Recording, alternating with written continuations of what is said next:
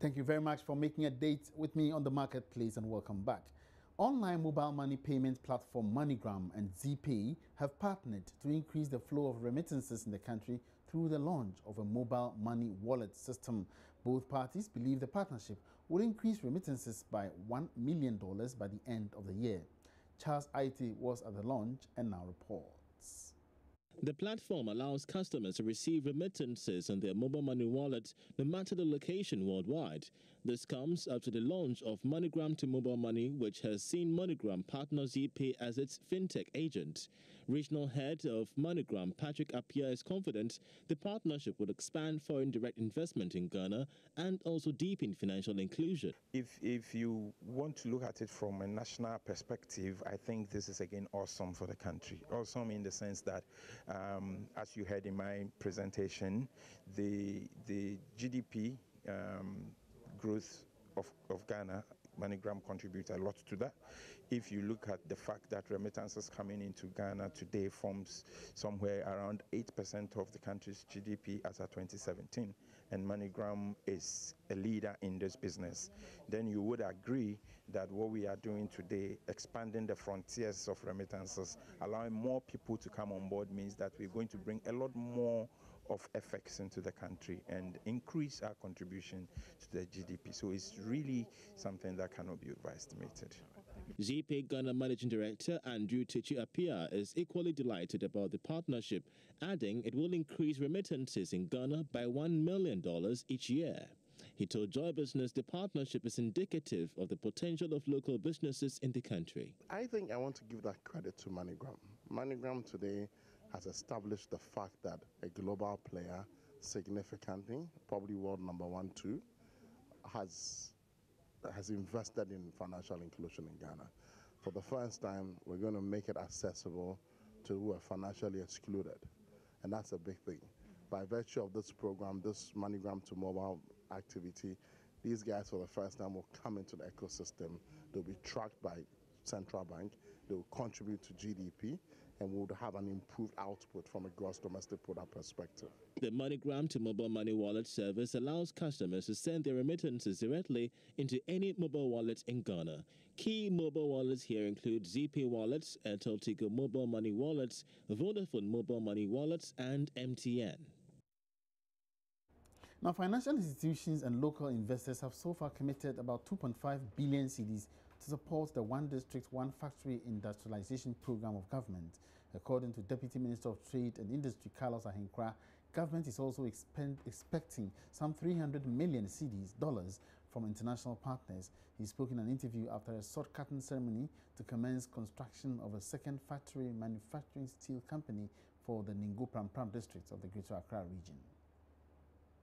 Funding for the One District, One Factory industrialization program is yet to be released as expected since the start of the program. Early this year, government announced the decision not to pursue the $2 billion China National Building and Construction Loan Facility meant for the private sector to set up factories in some selected districts of the country. Deputy Minister of Trade and Industry Carlos Ahenkra cut short for construction of a second factory to manufacture steel and building materials in the Ningo Pram district of the Greater Accra region. He revealed that so far local investors and some financial institutions have supported the program with about 2.5 billion cedis in funds. But as I speak to you, government has no investment portfolio within these confines.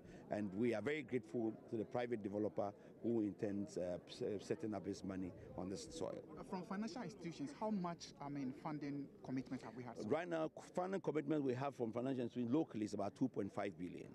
We are looking at other financial institutions outside. 300 million has been promised here and there. But basically, we have 2.5 billion Ghana cedis that has been promised by the financial institutions here in Ghana. As I said, we have recommended about 100 of these projects to them to have a look at and see how they can prop them out. And very soon, that is also going to come on board. Chief Executive of B5 Plus, Mike Takwani, noted land litigation as a major challenge affecting prospective investors of the program. Yeah, as we know that the land litigations are bigger challenges in Ghana, regardless of Sometimes we having a clear line title, we see that some challenges do come up, but we are really thankful to the authorities for making sure that they are cooperating in those aspects. But I will request to the government agencies that if they really try to look into this particular matters of land litigation, as we requested today, Honorable Lands and Resources Minister as well, Deputy Minister, to please see that our investors, they should not shy away to invest in our dear country because of the land issues. The $18 million factory will produce about 50,000 metric tons of steel to be exported to other neighboring countries as well as for the domestic market. Ibn Sabuti report for Joy Business. Guinness Ghana Breweries Limited says it has invested an amount of $10 million to meet increased consumer demands. According to the company, the investment has gone into the acquisition of a new PET line that is a 60,000 bottle per hour equipment. Speaking to Joy Business at the commission of the equipment at the office premises at Achimota in Accra, the supply chain director of GGBL, Isaac Tosu, says the project is part of the company's bid to create more jobs. In summary, Diageo as an organization, over the last 4 or 5 years, have invested more than $100 million in this economy in terms of infrastructure investment. We've done two new lines in Kumasi, have done an upgrades and a lot of investment. So that's the level of investment we put in Ghana over the last 4 years. And that's not the end. We are looking for other opportunities. If the economy is growing, we will invest to keep pace with the economic growth. It's just a phase, but there are other projects in place. But for this PET line, it's about $10 million. Increasingly, we've seen that because of the quality credentials and the loyalty we have of the brand, we are not able to meet demand. So with this new capacity that we've put online, this is in line with growing, creating jobs for people, and to cementing our position as market leaders in the non-alcoholic beer category. On a high level, the assumption is to ensure that whatever we produce, we sell. So that's what we are looking at. That's what we are looking at, to sell whatever we produce. Now, not-for-profit organization Invest in Africa says it plans in the next 4 years to help some SMEs across the continent secure contracts valued at over $1 billion. It also has the ambitious goal of creating 100,000 jobs as it marks 4 years since it began operations in the country. Clarence Nate is country director of Invest in Africa. Invest in Africa is firstly a not-for-profit organization.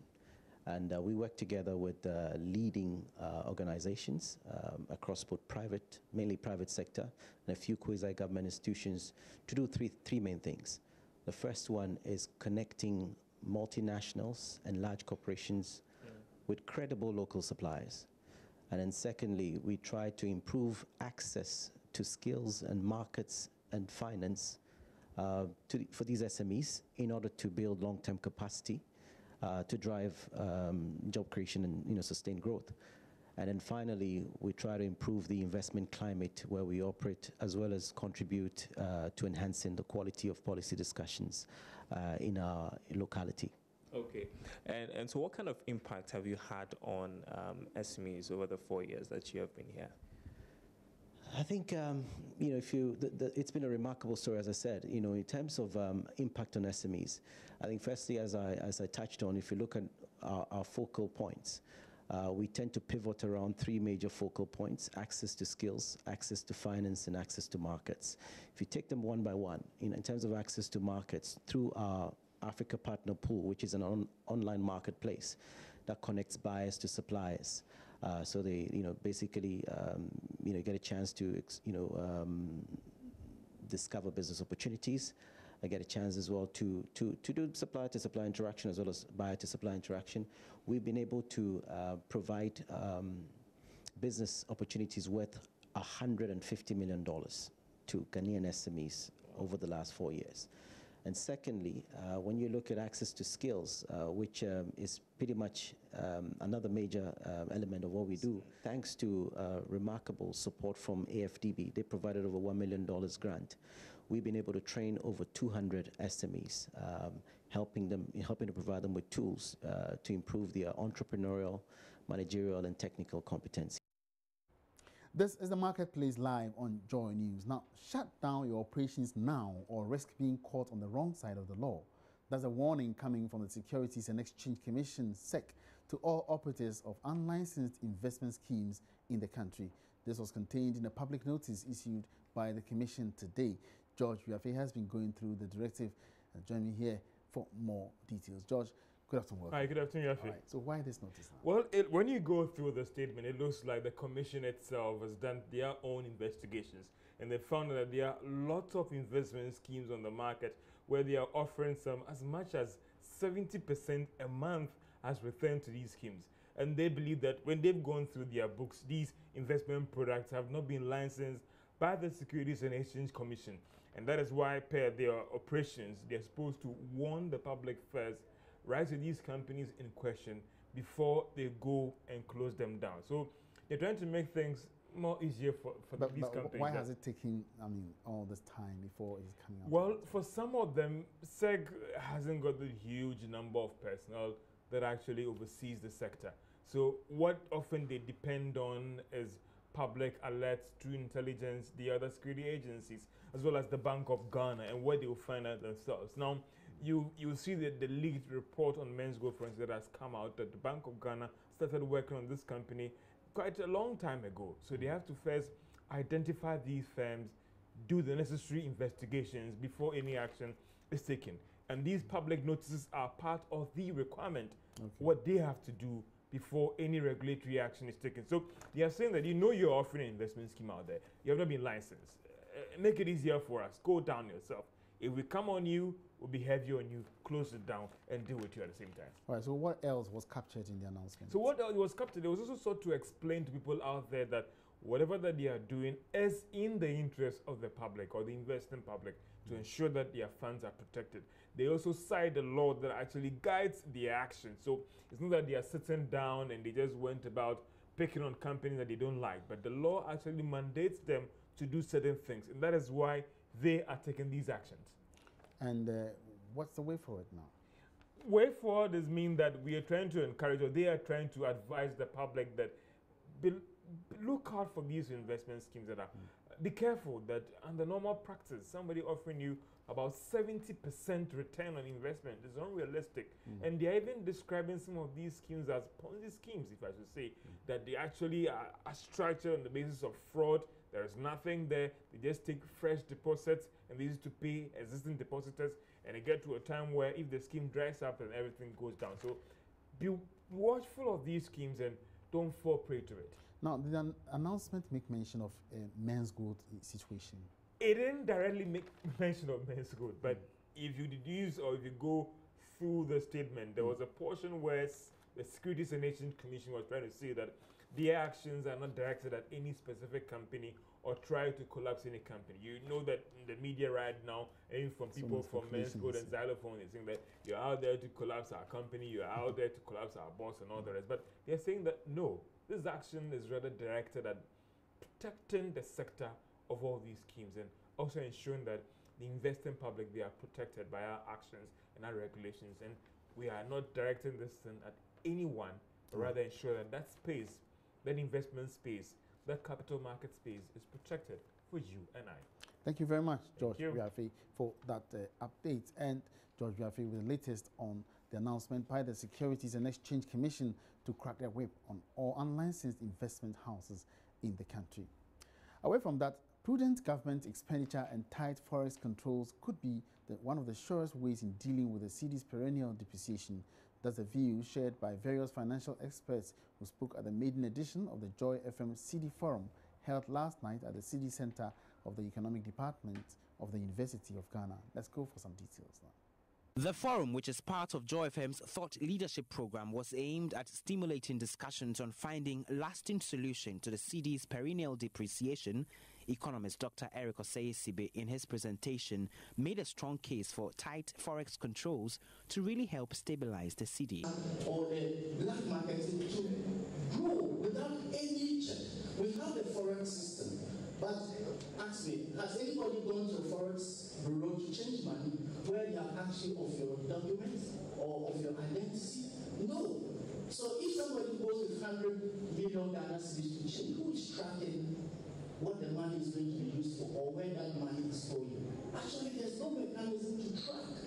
And elsewhere in Kenya, in South Africa, you cannot even change $1 without they asking you what the purpose for that currency is. And so the FX management is key.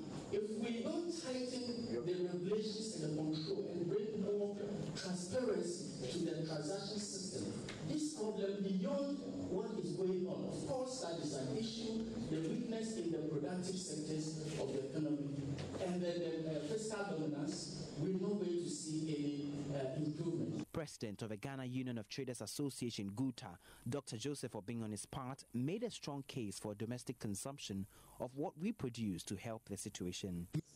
The manufacturing companies that we have here are all import-oriented manufacturing companies, entities, because about 90% of their products are also imported.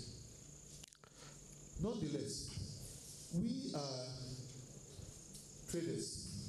Manufacturing is never complete unless it reaches out to the final consumer, and we serve as a vehicle. And so we sell those things that is made in Ghana, and then the shortfall, such as those that we see in this room, most of them is not produced here, then we think. Thank you so much.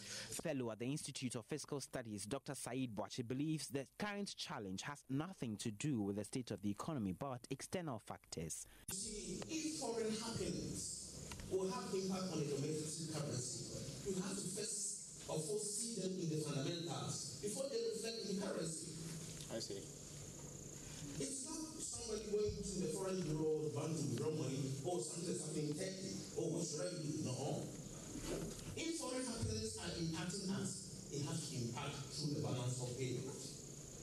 The balance of payment is determining the flow of currency into the system.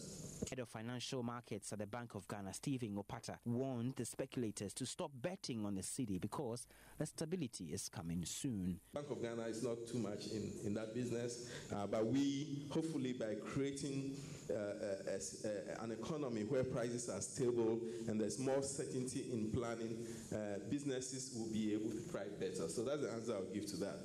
Cross-border trade of money, I've heard that before. And, you know, and this is my personal view. This is not the Bank of Ghana's view. But we've had discussions on this before.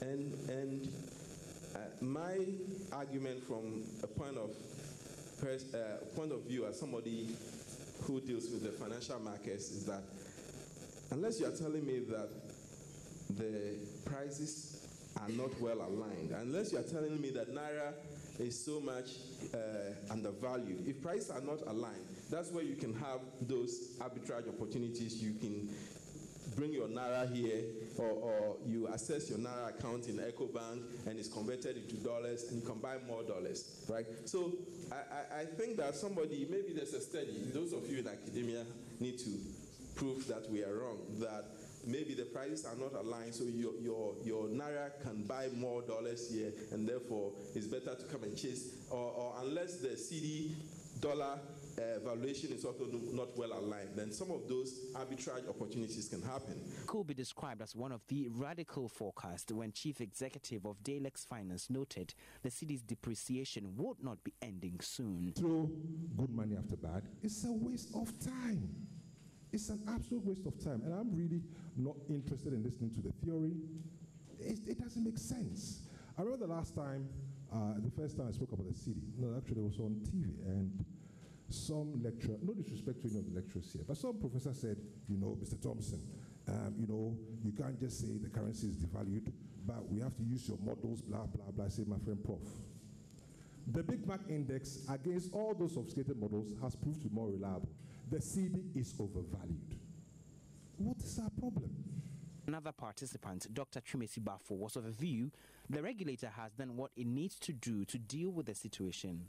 From the forum, it is clear that a lot more needs to be done on the part of government, Bank of Ghana, even the commercial banks, if we can get a permanent solution. Now let's go for what or how the worsening cedi is impacting trading activities, and some second-hand cloth dealers in the Eastern Regional Capital, Koforidua, are expressing mixed reactions over the depreciation of the cedi against the US dollar. While some claim the depreciation of the cedi is not having much impact on their businesses, others hold the view that the situation is worsening business. Maxwell Kudeko has more. This is the Koforidua Line. That is how it is popularly called. This is the center of second-hand clothing in the New Biabi municipality.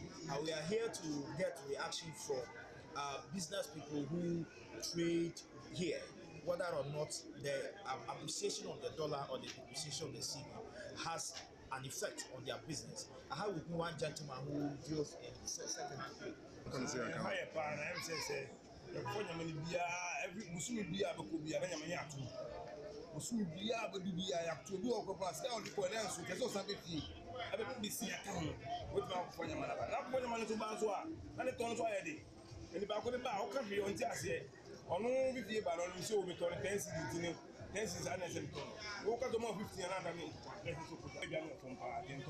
Okay, so he is telling me that basically market has not been too good.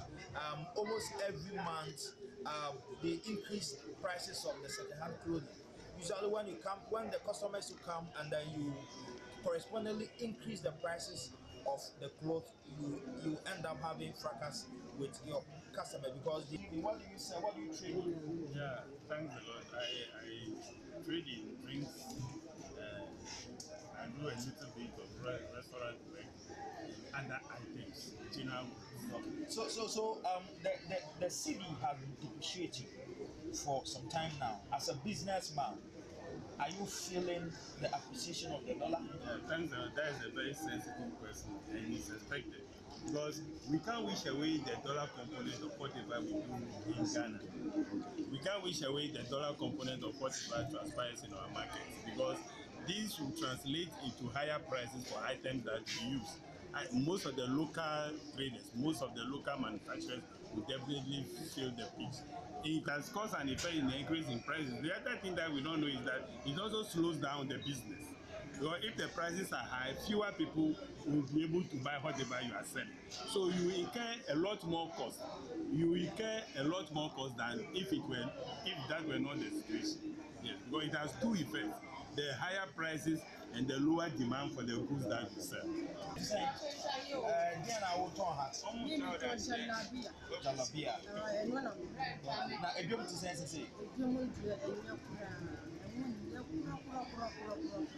Okay, now what is a dollar now?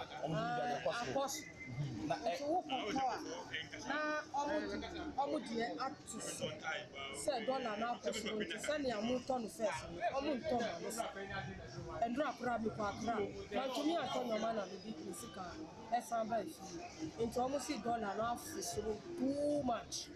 And to me, Salimba, you know, Adukudintia, Ghana City, and your papa. Telling me that she also deals in jalabia. It's a popular Muslim dress, and that the market has not been too good for some time now. She tells me that she went to the market to procure some jalabia yesterday, but she couldn't procure because the money she sent to market couldn't procure what she wanted to procure. So she came back empty-handed, and that.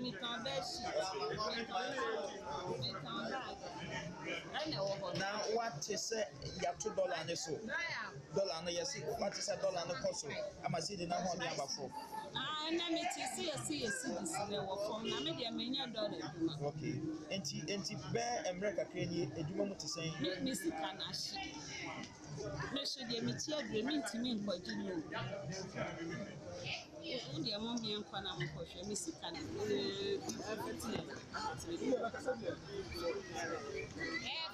I say be a dollar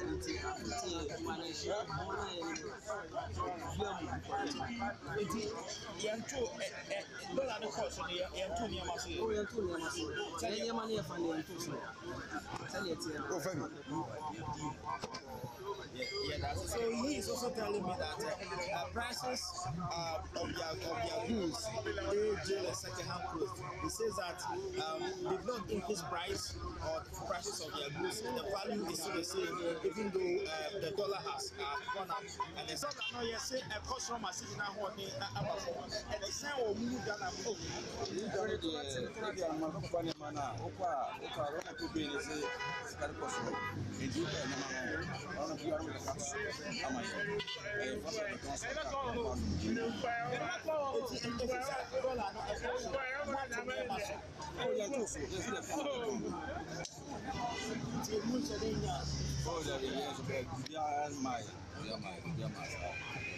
So we just heard from some people who did second-hand clothes right here at Koforidua, the first line, that's how they popularly call it. They are still moving on, and so we want to see if we can talk to some more people and find out how the depreciation of the cedi or appreciation of the dollar has been affecting us. Second-hand clothes, which is we buy from Accra to come and sell it. But nowadays, the price of the goods have been increased in Accra. So when you two came here to said we are selling to our customers complain, but these things are costing too much. And we tell them it's not our fault to be costing, because when we buy it from Accra, they even complain that they want to go to strike, and that's what we also feed our family with it. So that's how we see it, and they complain that the dollar is too costly. So they should do something about the dollar, because it's nearly getting to Christmas. You see, so when it's getting to Christmas, you know, we traders are the one to benefit. But when it reach to this time, everybody used to complain, government. So that's what we are pleading to the government, because we already said to us, it's coming to let us,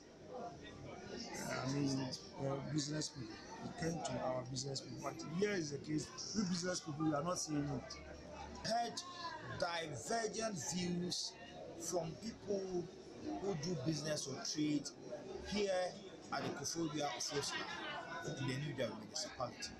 For JoyNews, Maxwell Kudeka report.